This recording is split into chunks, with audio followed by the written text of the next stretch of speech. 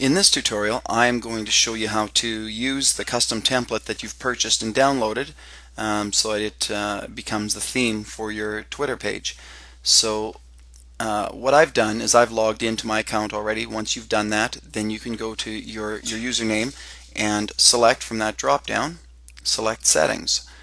In there, choose the Design tab.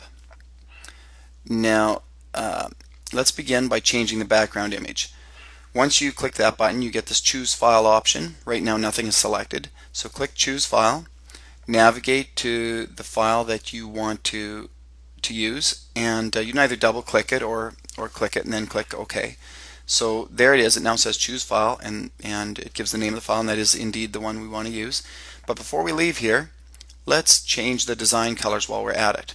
Now the way we do that is when you purchased and downloaded this file, you receive a text file that contains this information, and the change design colors pertains to these here, so that font colors match the overall look of the new theme. And you also have invisible box, and let's begin by doing that, and I'll explain more on what that is once we've done this. So I am going to copy that. So I've selected the invisible box text, and I hit Control C. I'll drag that off for now. You don't need to see that. And let's select everything in the address bar and Control V pastes, and then hit Enter.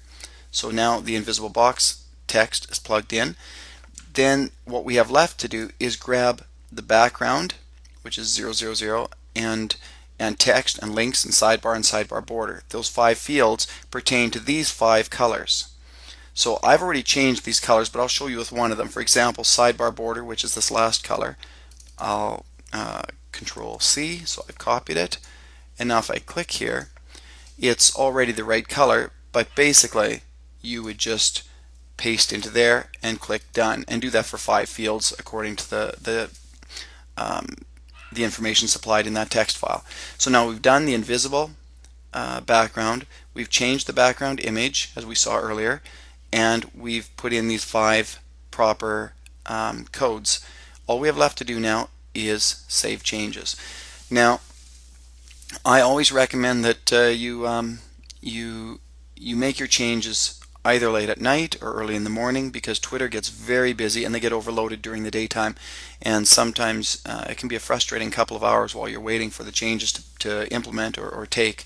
And sometimes they just don't during the day because they get so overloaded, and you'll probably get a message to that effect saying that they're overloaded.